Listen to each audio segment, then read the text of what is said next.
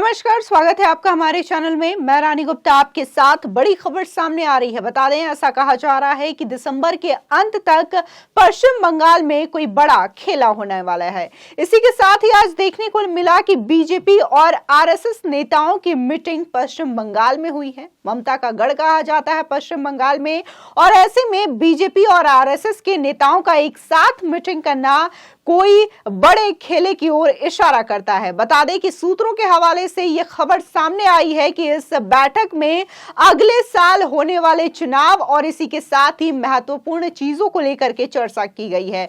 बता दें कि मेघालय में अगले साल मार्च में विधानसभा का चुनाव होने वाला है, लेकिन इससे पहले ही टीएमसी पार्टी को बड़ा झटका लगा है। उनके 4 विधायक बीजेपी में शामिल हो गए हैं। देखने को मिला था कि असम के मुख्यमंत्री हेमंता बिस्वा शर्मा और प्रवक्ता संबित पात्रा की मौजूदगी में टीएमसी के विधायकों ने बीजेपी की सदस्यता ग्रहण की है। बता दें कि इससे एक दिन पहले ही ममता बनर्जी मेघालय गई थी और वहां पर उन्होंने चुनावी बिगुल बजाने की कोशिश की थी, लेकिन देखने को मिला कि जैसे ही ममता बनर्जी वापस पश्चिम बंगाल में आई, उनके जो टीएमसी के विधायक थे उन्होंने टीएमसी पार्टी छोड़ करके बीजेपी का हाथ थाम लिया।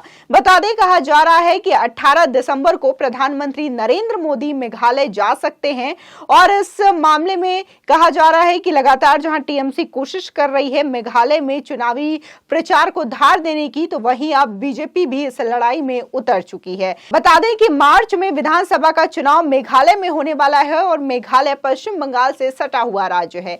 ऐसे में ममता जो चाह रही हैं कि वो पश्चिम बंगाल के अलावा मेघालय में भी अपनी सरकार बना सके, लेकिन अब देखने को मिल रहा है कि उनकी ही सरकार में खतरा मंडराता हुआ नजर आ रहा है। और ऐसा कई दावा बार बार बीजेपी के नेताओं ने कर दिया है कि साल के अंत तक ममता बनर्जी की सरकार गिरने वाली है, पश्चिम बंगाल में कोई बड़ा खेला होने वाला है। बता दें कि लगातार उनके जो मंत्री हैं उन पर भी कई सारे करप्शन के आरोप लगे हैं। लगातार सीबीआई हो या फिर ईडी हो, उनके मंत्रियों और इसी के साथ ही उनके जो भतीजे हैं अभिषेक बनर्जी, उनके खिलाफ जांच होता रहा है और कई सारे सबूत भी सामने आते रहे हैं।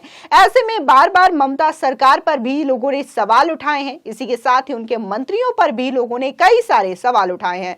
बता दें कि पहली बार जब स्कैम देखने को मिला था, एसएससी स्कैम, पार्थ चैटर्जी और उनकी सहयोगी अर्पिता मुखर्जी को लेकर के बड़ा खुलासा हुआ था और देखने को मिला था कि अर्पिता मुखर्जी के आवाज से कैसे करोड़ों रुपए के कैश बरामद हुए थे। इसी के साथ ही कई सारे महंगे ज्वेलरी भी उनके अपार्टमेंट से बरामद हुए थे। इसको लेकर के जब जांच हुई तो सामने आया कि ये वही पैसा था जो कि एसएससी स्कैम में कमाया गया था।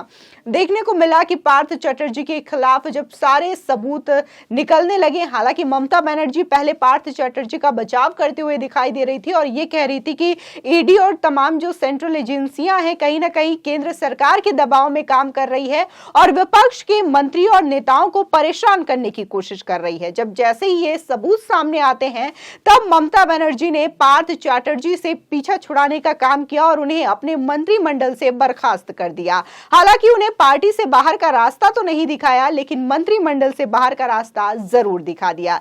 इसी के बाद अनुव्रत मंडल का भी मामला सामने आया, जिसमें देखा गया कि पशु तस्करी मामले में उन्हें सीबीआई की टीम ने गिरफ्तार किया था। उनके खिलाफ भी कई बार केसेस दर्ज किए गए थे और इसकी जो जांच है कई टाइम से सीबीआई लगातार कर रही थी। इसी के साथ ही अगर बात हम ममता बनर्जी के भतीजे अभिषेक बनर्जी की करें तो उनके ऊपर भी कोल स्कैम को लेकर के मामला चल रहा है और उनकी पत्नी से भी लगातार जो टीम है सेंट्रल जांच एजेंसियों की वो पूछताछ कर रही है।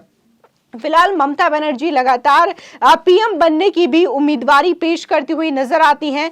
एक तरफ तो कहा जाता है कि 2024 में तमाम जो छोटी बड़ी पार्टियां हैं वो महागठबंधन करेगी, जिस तरीके से 2019 में उन्होंने किया था।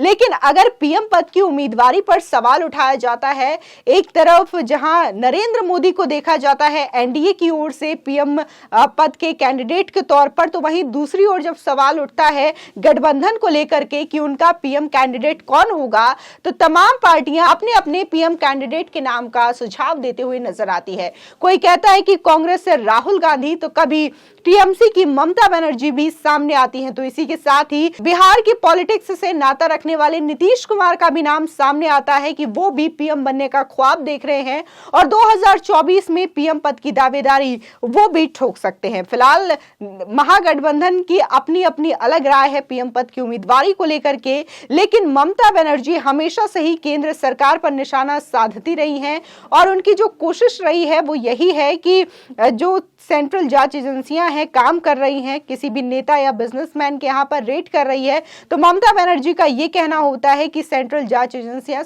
केंद्र सरकार के दबाव में काम करती हैं और वो खासकर विपक्षी पार्टियों को ही निशाना बनाने का काम करती हैं, क्योंकि सरकार उन्हें यह आदेश देती है, मोदी सरकार उन्हें यह आदेश देती है कि विपक्षी नेताओं के खिलाफ यह कार्रवाई की जाए। लेकिन अगर कार्रवाई की भी जाती है तो तमाम सबूत भी सामने आते हैं। इसी के साथ ही पश्चिम बंगाल में देखने को मिलता है कि यदि कोई आवाज उठाता है, अपने हक की मांग करता है, तो उसको किस तरीके से दबा दिया जाता है, वहां पर किस तरीके से हिंसक गतिविधियां होती है, इसकी भी तमाम तस्वीरें सामने आती है। हालांकि बार बार चाहे वो शुभेंदु अधिकारी हो, सुकांता मजूमदार हो, बार बार ये बोलते हुए नजर आ रहे हैं कि 2022 के दिसंबर में कोई बड़ा खेला पश्चिम बंगाल में होने वाला है और ममता सरकार गिर भी सकती है। अभी बीच में देखने को मिला था कि जहां शुभेंदु अधिकारी ने यह दावा किया था कि टीएमसी के कई विधायक पश्चिम बंगाल से बीजेपी के कांटेक्ट में हैं और जल्द ही वो टीएमसी का दामन छोड़ करके बीजेपी में शामिल हो सकते हैं। तो हाल ही में देखने को मिला था कि बॉलीवुड एक्टर और राजनेता मिथुन चक्रवर्ती ने भी यह दावा किया था कि उनके संपर्क में 30 से लेकर के 40 टीएमसी विधायक हैं। यानी कि यह सीधे तौर पर साफ संकेत देता है कि जो शुभेंदु अधिकारी कह रहे हो या फिर मिथुन चक्रवर्ती कह रहे हो कि अगर टीएमसी के इतनी ज्यादा तादाद में विधायक उनके संपर्क में हैं, तो जल्द ही दिसंबर के अंत तक कोई बड़ा खेला पश्चिम बंगाल में देखने को मिल सकता है और आने वाले भविष्य में ऐसा भी हो सकता है कि पश्चिम बंगाल में ममता बनर्जी की सरकार गिर सकती है।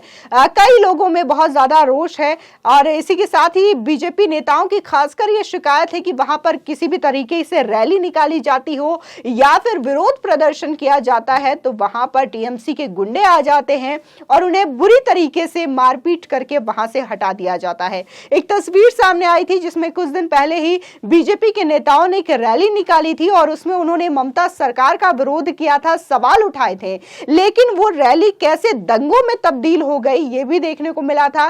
तमाम कार्यकर्ताओं की ऐसी तस्वीरें आई थी जो कि जख्मी हालात में थे और उन्होंने ये आरोप लगाया था कि वो रैली शांतिपूर्ण ढंग से निकाल रहे थे, लेकिन अचानक से उसमें टीएमसी के गुंडे शामिल हो जाते हैं और मारपीट करने लग जाते हैं, जिसके बाद ये जो रैली है जो कि शांतिपूर्ण ढंग से जा रही थी वो हिंसक घटनाओं में तब्दील हो जाती है। फिलहाल देखने को मिल रहा है कि मेघालय विधानसभा चुनाव को लेकर के बीजेपी हो या फिर टीएमसी हो, सभी की नजरें गड़ी हुई है। मार्च में ये चुनाव होने वाला है, लेकिन उससे पहले ही ममता सरकार को यह बड़ा झटका लग गया है।